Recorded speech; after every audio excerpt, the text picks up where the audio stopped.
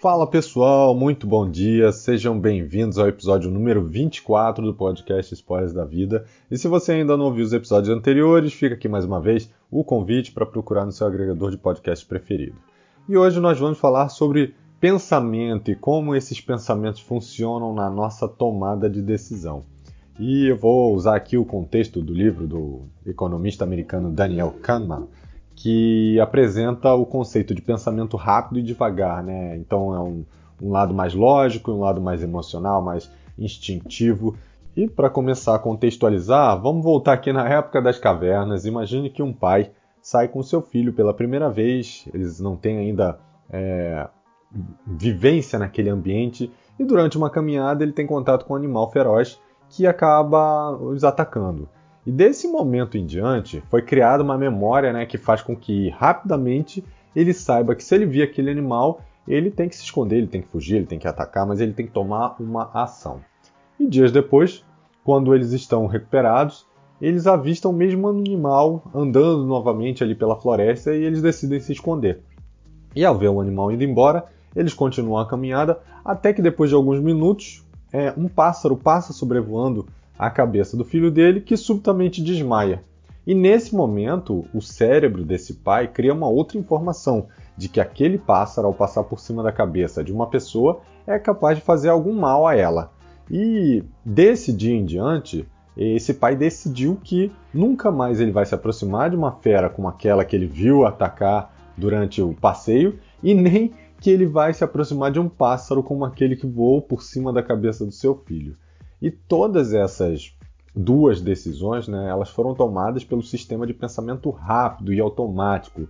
É aquele sistema menos lógico que é muito importante, como a gente vai ver a seguir, mas que acaba, às vezes, trazendo reflexões que não são realistas, né?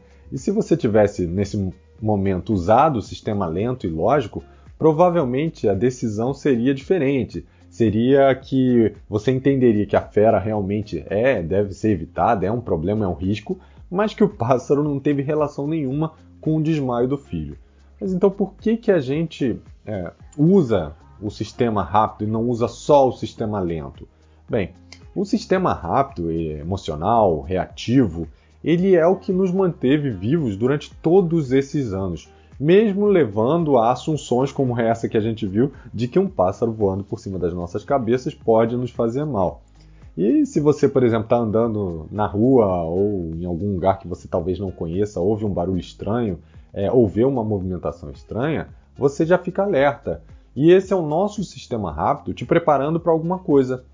E o grande problema é quando a gente troca esses sistemas, né? Quando a gente usa o sistema rápido, quando a gente deveria estar usando o sistema lento, o sistema lógico e vice-versa, levando aí a alguns preconceitos, algumas decisões e ações erradas.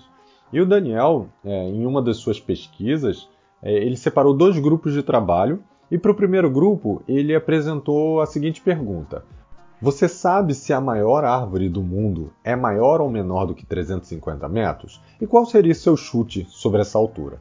E para o segundo grupo, ele fez praticamente as mesmas perguntas, mas ele mudou de 350 metros para 55, ou seja, a pergunta ficou mais ou menos assim: você sabe se a maior árvore do mundo é maior ou menor do que 55 metros?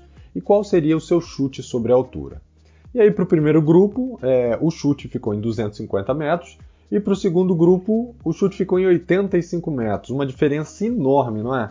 E isso acontece por um fenômeno chamado ancoragem. Mas o que isso tem a ver com você e comigo?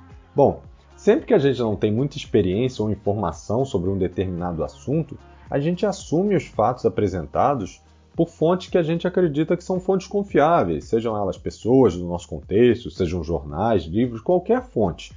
E agora vamos tentar tangibilizar esse conceito para você entender como ele impacta na sua vida.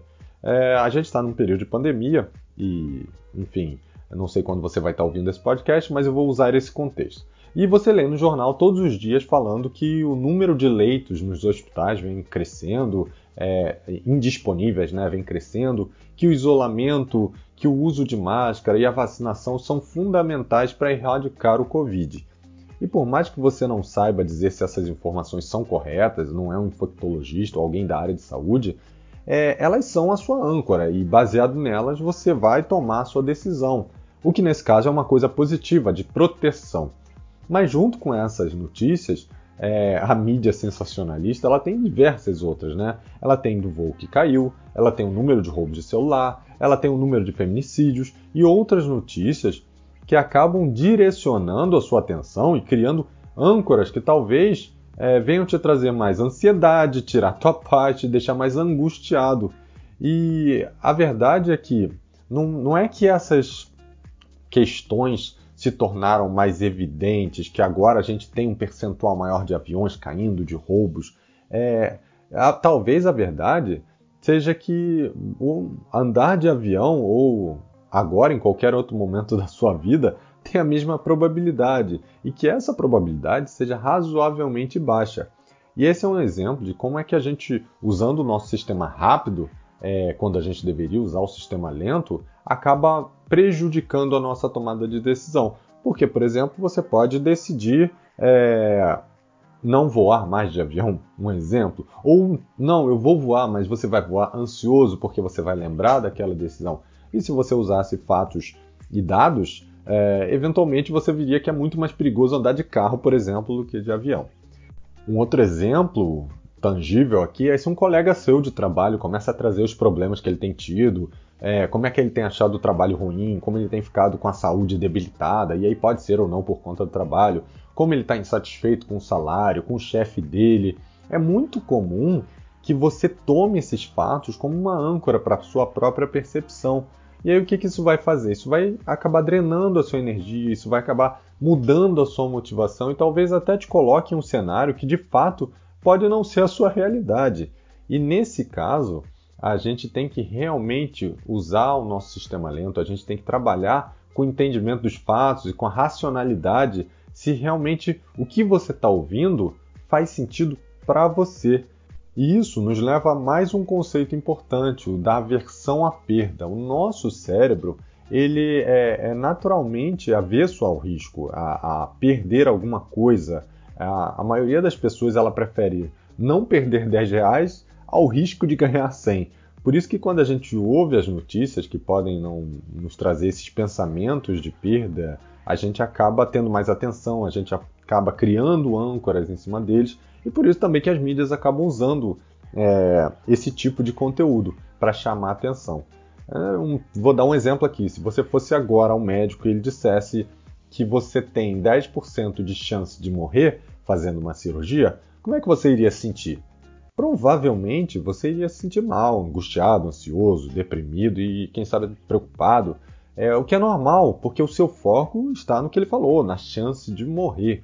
Agora, se ao invés disso ele te dissesse que você tem 90% de chance de sucesso na sua cirurgia, estatisticamente os dois têm o mesmo significado, mas para o seu cérebro a âncora agora é outra, é da sobrevivência, e todos aqueles possíveis sentimentos de perda que você teve com a pergunta anterior talvez não estejam presentes, não é? Vamos pensar naquele exemplo do jogador de pôquer, né? Ele vai lá, foi para Las Vegas, olha que beleza. E começou a jogar, ganhou nas primeiras 3 rodadas $10 mil. E aí nas 2 rodadas seguintes, ele perdeu 2 mil. Se ele usasse o pensamento lento e racional, provavelmente ele pararia de jogar e ficaria com os 8 mil que ele ganhou. Mas o pensamento dele é de perda, de que ele perdeu 2 mil. E ele vai continuar jogando até se recuperar. E todo mundo sabe o que vai acontecer com ele, né? Provavelmente ele vai perder os 10 mil e mais alguma coisa. E um outro mais comum ainda no nosso dia a dia é quando você faz aquelas compras do mês, cheio de besteira, biscoito, doce, salgadinho, e aí no meio do mês você decide que quer fazer uma dieta. Mas aí você já gastou aquele dinheiro. E como é que você vai fazer agora? E mesmo sabendo que isso vai contra a sua decisão e que isso vai acabar te fazendo mal, você vai acabar consumindo esse biscoito, esses doces, para não perder o dinheiro. E é exatamente assim que o nosso cérebro funciona. Ele quer evitar a perda, ele quer evitar o risco, ele quer evitar o gasto de energia. Se nós usássemos o pensamento lento nessas decisões, nesses casos, com certeza as nossas ações seriam mais inteligentes e melhores para nós. Olha aí ao seu redor, veja quantas roupas, quantos papéis, pelúcias, brinquedos, eletrônicos antigos você tem espalhados pela casa, sem uso, sem serventia, simplesmente porque você em algum momento gastou dinheiro e você não quer se livrar, você não quer perder.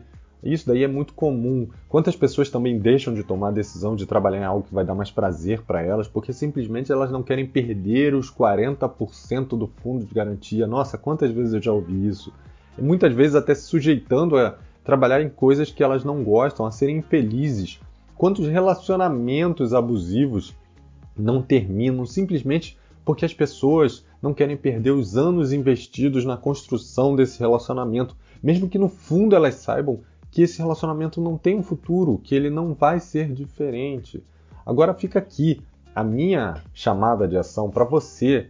Pare, pense de forma lógica, sem apego, o que tem na sua vida que não te traz mais benefício e comece a se livrar aos poucos. Traga mais tranquilidade, mais leveza, mais paz para a sua vida. Pare de consumir conteúdos que vão servir de âncora para pensamentos ruins. Afaste-se de pessoas corrosivas com pensamentos detratores e seja quem você tem direito de ser.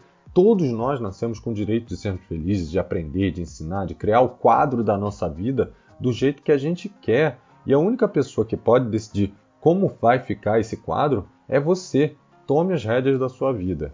E com essa frase de efeito eu termino aqui o episódio de hoje. Eu espero que vocês tenham gostado. Eu quis trazer aqui um pouco de crítica ao nosso lado, às vezes muito emocional, às vezes muito impulsivo de tomar as decisões e mostrar que o lado lento e que utiliza fatos e dados talvez seja importante em alguns momentos. E se você gostou, deixe o teu comentário, deixe o teu review e a gente se vê segunda que vem. Um abraço e até lá. Tchau, tchau.